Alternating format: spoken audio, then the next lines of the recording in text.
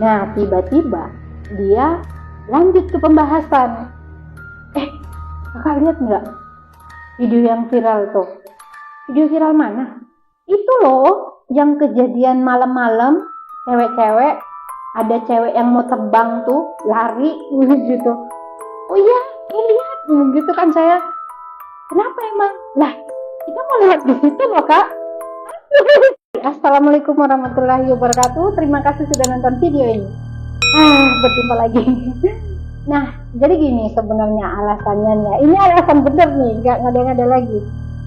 Jadi alasan saya jarang upload video, sebenarnya mau rutin ya kan, supaya subscriber naik dan viewsnya juga naik. Cuman yang namanya cerita horor itu ternyata susah gampang gitu untuk nyarinya. Kadang kita dapat cerita horor tapi ceritanya tuh kayak mengada-ngada gitu. Bagus, cuman nggak dapat izin. Pokoknya makanya saya ngomong kalau cerita horor tuh susah gampang. Nah, kali ini saya akan bercerita kisah saya sendiri nih. Ini terjadi pada tanggal 14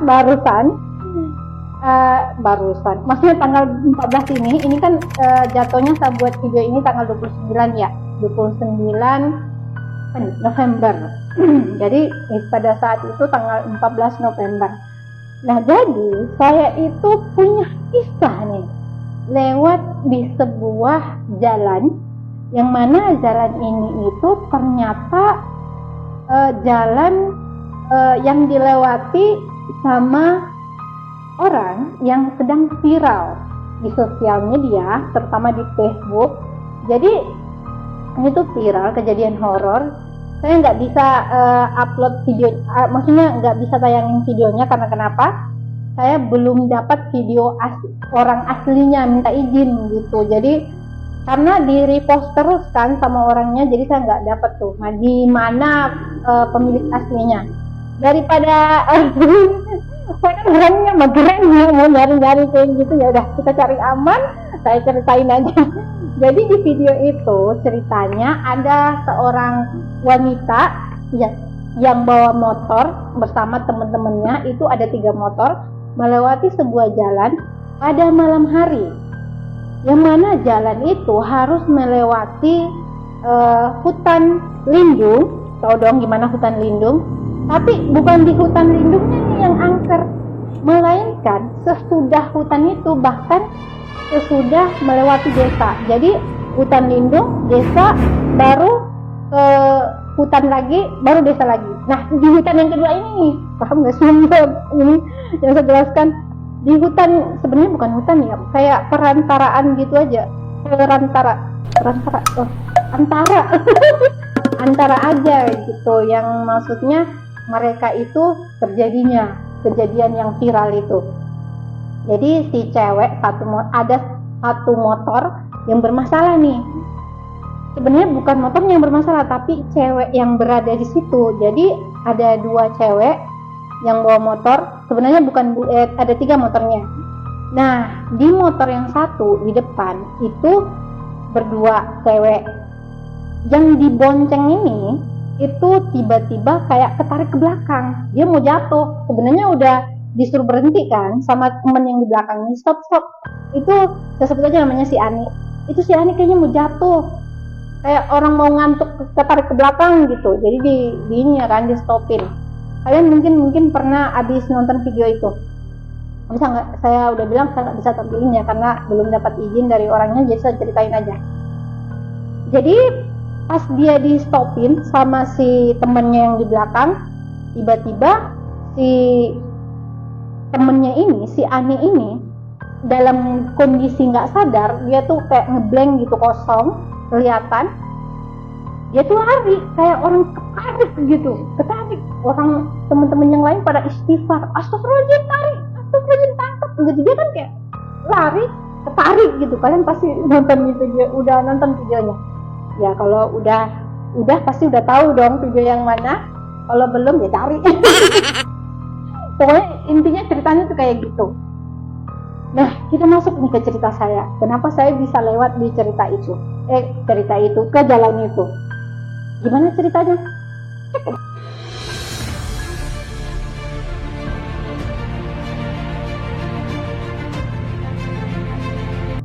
Jadi, pada saat itu saya ceritanya mau ujian nih tanggal 14.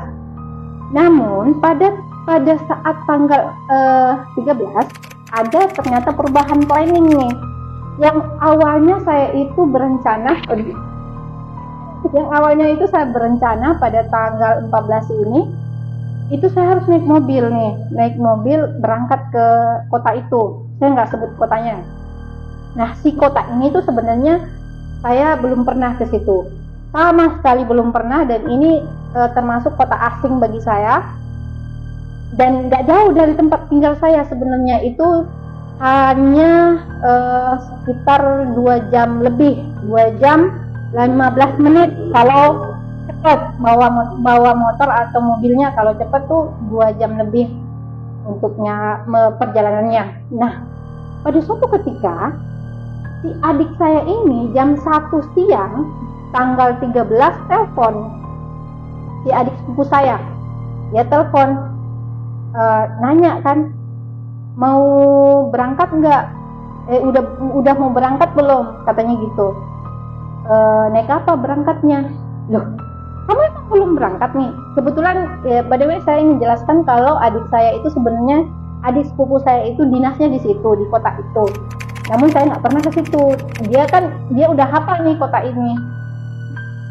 Saya nggak jadi pergi, katanya gitu, hari tanggal 12. Saya perginya tuh besok. Lah, kok bisa? Pokoknya saya nggak jadi pergi, katanya gitu adik sepupu saya. Kakak mau nggak ikut saya naik motor? Gitu, mendarat berdua, perempuan nih. Oh ya, nggak apa-apa, kalau misalnya kamu ajak, saya malah seneng gitu. Ya udah, nanti besok saya jemput ya, tanggal lagi jam 12 atau jam 1 gitu, jam 1 siang. Iya, saya tunggu gitu. Nah, keesokan harinya pada tanggal 13 nih, saya nunggu dong. Nunggu itu dari jam 9 saya nunggu. Dia kan ngomong jam 12 ya, jam 12 atau jam 1 mau berangkat gitu. Saya nunggunya di jam 9. Ini kan saya ini kan orangnya on time banget. Pokoknya nggak boleh telat. Orang bilang ngomong jam segini, saya ini gitu. Pokoknya on time banget lah saya orangnya tuh. Nah, saya telepon dong. Jadi nggak berangkat gitu? Ya jadi, katanya jadi. Tapi kayaknya diundur nih jamnya. Lah, jam berapa? Bisa nggak Kak? Itu jamnya dirubah jam 3 sore. Hah, jam 3 sore? Ya nggak apa-apa, yang penting kamu kan yang bawa motor, bukan saya gitu. Terserah kamu mau berangkatnya jam berapa. Ya udah, nanti saya ini jemput gitu. Ini ada perubahan dong dari jam 1 jam 12 sampai ke jam 3 perubahannya. Nah, nggak lama dari situ ternyata dia ini datang nih jam 3. Ini perjalanannya saya nggak tahu ya, dia cuma bilangnya 2 jam setengah. Udah, berangkatlah nih. Berangkat dari tempat saya ini jam 3 berangkatnya. Nah, kenapa dia itu pelan banget bawa motornya? Saya nggak nanya juga kan, loh kenapa jalannya kayak gini? Maksudnya pelan gitu, nggak nanya. Dia ajak ngobrol saya, karena pelan dia tuh bisa ngajak ngobrol saya di atas motor. Dia cerita lah, kita tuh masalah adik kandung saya, pokoknya banyak lah diceritain gitu, masalah keluarga di atas motor nih diceritain. Pada saat di hutan lindung ya, pada saat di hutan lindung tiba-tiba dia ngomong, Kak, saya sebenarnya habis kecelakaan loh. Hah, kecelakaan di mana? Di sini, katanya gitu, di sini di hutan lindung ini. Sendiri? Iya, malam-malam. Itu kan anak saya masuk rumah sakit, makanya saya kayak hilang kendali tuh bawa motor malam-malam di hutan lindung ini gitu. Nah, saya ngedengarnya, lah tapi kamu nggak kenapa-napa? Iya, nggak kenapa-napa, cuman motor aja yang lecet gitu. Saya bahas lah dia yang kecelakaan nih. Loh, terus kok bisa ya kamu nggak kenapa-napa, pada perasaan motor, saya ngelihat motor kamu nih parah gitu. Iya nggak kenapa-napa kak, cuman ya luka-luka gitu doang gitu, ngomong gitu. Udah kamu habis urut belum badan kamu? Ya udah kak, udah nggak kenapa-napanya. Kakak tahu nggak kenapa saya jalannya pelan? Ya karena itu takut. Motor ini ininya bannya tuh botak, jadi kalau dibawa laju tuh nggak boleh, takut jatuh lagi. Oh itu tak penyebabnya kamu jalannya kayak keong. Jadi kami tuh ngobrol-ngobrol aja dulu di jalan. Nah tiba-tiba dia lanjut ke pembahasan. Kakak lihat nggak video yang viral tuh? Video viral mana? Itu loh yang kejadian malam-malam, cewek-cewek, ada cewek yang mau terbang tuh lari gitu. Oh iya, lihat gitu kan saya. Kenapa emang? Lah, kita mau lewat di situ loh kak. Gitu. Kita mau lewat jalan gitu. Iya, udah gitu malam. Ini kan udah ini ya, dari jam 3 itu otomatis nyampainya malam nanti gitu. Tapi kak, sebenarnya kejadian itu bukan di sini, bukan di hutan lindung ini. Nanti ada satu desa lagi dilewati, udah gitu perempatan lagi. Apa namanya? Maksudnya ini loh. Jalan ini loh sepi. Apa sih? Tuh. Terus kakak lihat aja deh, di situ serem apa enggak? Tapi kata menurut warga, di situ emang serem. Ada nih kak kejadian, itu kan kayak perbatasan desa doang gitu. Jadi desa satu sama desa satu, jadi bisa dilewati sama pejalan kaki sebenarnya. Nah ada nih ibu-ibu bersama anaknya lewat di jalan itu mau ke desa sebelah.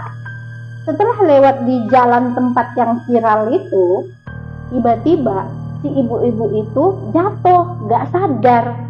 Si anaknya panik, teriak-teriak, dia minta tolong sama orang yang sedang naik motor lewat gitu. Setelah dibawa ke rumah sakit, nggak kenapa-napa. Sampai 3 hari kak, nggak sadar tuh ibu-ibu lewat di jalan itu. Makanya orang di situ tuh pada takut melewati jalan itu. Itulah penyebabnya. Saya juga takut lewat di situ kak. Gitu. Makanya saya ajak kakak lewat di situ. Nah kamu nggak ngomong-ngomong, ini udah malam, mau malam loh. Udah gitu kamu jalannya kayak siput gitu. Saya ketawa ya di atas motornya. Nah nggak sampai situ aja nih. Oh ya kak, nanti kalau kita kan singgah nih di rumah teman saya 2 jam lagi loh. Rumah saya itu 2 jam lagi ke sana. Jadi kalau pas sampai ke kota ini, ke kota, saya sebutnya nama kota B ya, kota B, 2 jam lagi nih baru ke tempat saya. Jadi kita harus transit dulu di tempatnya dia. Nanti kalau di tempatnya dia kakak jangan ngomong-ngomong apa-apa ya. Lah kenapa? Itu kan puskesmas kak, puskesmas tua gitu, bangunannya udah tua, tentunya banyak hal-hal mistis di sana. Jadi kakak jangan ngomong-ngomong yang aneh-aneh di situ, nanti dia takut. Iyalah, saya kalau nggak ditanya, sebenarnya gini ya, saya tuh kan bukan anak indigo, cuman kalau soal ngerasain saya bisa gitu. Bisa ngerasain UFO ini kan nggak enak, ngomong gitu saya biasanya sama si pemilik. Nah jadi si sepupu saya ini, adik sepupu saya ini udah ngontrol saya nih, jangan ngomong apa-apa gitu. Setelah sekian perjalanan sampailah di jalan viral itu. Jadi si adik sepupu saya ini ngomong, gimana kak, enak lewat di sini? Kenapa-napa kok, ini kita udah jam 7 malam ya kan, nyampenya bener-bener kayak siput. Pada jam 3, bayangkan sampai jam 7, bener-bener kayak gimana jalannya kan, jam 3 sore nyampe jam 7. Itu udah melebihi perjalanan yang diekspektasi, maksudnya melebihi perjalanan yang melebihi estimasinya ya kan, perjalanan sesungguhnya maksudnya gitu. Ribet lah. Nah oke. Udahlah nih, kita tuh makan dulu nih, makan udah gitu kita berdua nyampe nih, kita makan dulu nih. ke warung makan bakso ceritanya. Saya tuh ngelihat gitu, Kak, udah selesai belum? Yaudah, ayo kita berangkat ke tempat teman kamu, puskesmas nih, desa. Puskesmas tempat teman kamu. Sampai di sana, masuk.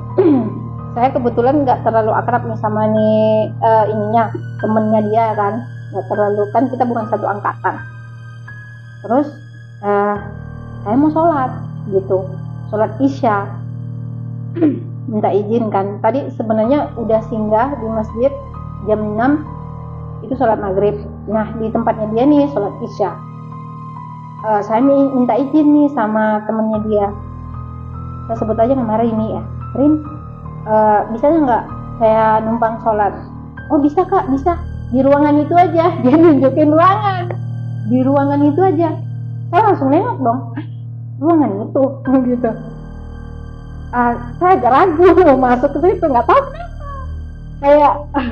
Kayak dalam hati saya tuh jangan masuk gitu, jangan masuk ruangan itu, jangan sholat di situ. Padahal ini sholat loh, jangan masuk ruangan itu. Pokoknya perasaan tuh kayak gitu aja, jangan masuk ruangan itu, ruangan dia aja, tempat tidur dia aja gitu. Tapi mau gimana, tuan rumah ngasih itu ya kan, tetap aja sholat situ. Nah selesai sholat, kita ngumpul nih di kamarnya dia. Saya mengiranya sama adik sepupu saya ini disuruh tidur di ruangan itu. Nggak tahu gimana ceritanya, tiba-tiba si temennya dia ini ngebahas hal horor gitu. Itu dia cerita ya kan, saya udah diem nih, saya nggak ngoceh pembicaraan mereka berdua, nggak nyambung gitu, nggak nyambungin pembicaraan mereka berdua, tapi mereka cerita horor. Nah, tiba-tiba cerita mereka itu membahas tentang tempat tinggal dia ini. Padahal si adik sepupu saya ini udah ngomong ya, jangan dibahas tempat tinggalnya dia gitu. Tapi dia sendiri yang ngebahas. Si anak ini nih, si temennya dia yang ngebahas. Terus saya langsung nimbrung dong pada saat dia ngomong si tempat tinggal. Dia kan di awal di motor itu dia nggak ngomong ya kalau ada satu ruangan yang sebenarnya itu ada penghuninya, dia ngomong kan. Tapi saya langsung ngomong kayak gini, ya kamu suruh sholat saya di ruangan itu, saya nggak suka di situ. Saya ngomong gitu, saya nggak suka sholat di situ, nggak tahu kenapa. Terus dia ngomong gini, oh kakak tahu ya ruangan itu. Nggak suka aja di ruangan itu, kenapa kamu suruh sholat di situ? Pokoknya di situ tuh saya ngomong aura ya, nggak enak banget lah ngomong gitu. Iya kak, di situ itu ruangannya ada sosok yang gede, itu yang bisa ngelihat tuh, pasti ngelihat di ruangan itu. Sosok yang gede, tinggi, sosok yang gede, tinggi, yang biasa ganggu orang. Nah di ruangan itu ternyata ruangan tempat cek pasien. Ya Allah, gede ya. Aduh ini ruangan pasti nggak enak mau di. Saya begini langsung ketawa dong saya pas dia ngomong kayak gitu. Saya nggak enak gitu. Ternyata di situ ruangannya ini ada penunggunya, ngomong gitu kan saya. Iya, ini si adik sepupu saya juga ngomong kalau jangan bahas itu di sini karena memang di ruangan itu ada ininya. Ya nggak suruh bahas, tapi kamu bahas. Iya kak, jadi ruangan yang tapi kenapa saya suruh kakak sholat di situ supaya dia nggak ganggu gitu, netralisir. Kalau ruangan itu dibiarin aja bisa-bisa diganggu saya. Terus ngomong gini, enggak kok, ruangan tempat kamu tidur ini malah yang nyaman, dia nggak bisa kesini, ngomong gitu. Kok bisa kak? Nggak tahu kenapa saya nggak bisa melihat ya, cuman dia tuh nggak bisa kemari, dia tuh kamu di sini aja, dia nggak bakalan ganggu kamu di sini. Apa ada yang melindungi kamu, ngomong gitu kan saya sama dia. Kamu punya ini nggak, punya bawaan gitu, ada yang kamu pelajari atau gimana? Pada saat saya menanyakan ada yang kamu pelajari, tiba-tiba dia ngomong, iya saya lagi belajar. Hah? Iya, gini kak, nggak tahu gimana saya tuh diajak sama teman saya gitu belajar untuk ilmu, sebenarnya untuk ilmu apa ya, kayak bela diri gitulah, bukan bela diri sih, maksudnya melindungi diri. Saya nggak tahu ternyata si pelindung itu mengganggu hidup saya, maksudnya gitu. Terus katanya ada yang, maksudnya nggak bisa lihat nih, si jin yang saya pelajari itu adiknya dia ya nggak bakalan nikah, makanya saya itu kayak dia apa namanya, nggak boleh tinggal sama adik saya, ngomong gitu sih teman adik saya. Jadi dia itu nggak boleh tinggal sama adiknya dia. Jin ini itu nggak bakalan ngebuat jin apa ya, pokoknya jin penjauh jodoh. Saya ngomong kayak gini, oh itu bukan jin penjauh jodoh, tapi genderuwo yang jatuh cinta sama kamu dan dia nggak ingin diusik gitu, sebut aja kayak gitu ya kan, jin penjauh jodoh. Saya ngomong gitu ke dia. Nah, cerita tentang jin, dia cerita tentang belajarnya dia. Ada satu lagi nih yang dia ceritain, kamu lewat di mana gitu, dia nanya kayak gitu, berdua lewat di mana, itu kita lewat di jalan potong itu. Nah, kok berani lewat di situ? Saya sekarang udah nggak lewat di situ, karena di jalan potong itu ada satu rumah, yang mana rumah itu ada tragedi, pemiliknya itu bundir, si istrinya bundir setelah suaminya dia. Jadi mereka dia ngomong kalau ini tuh konflik tentang rumah tangga, dia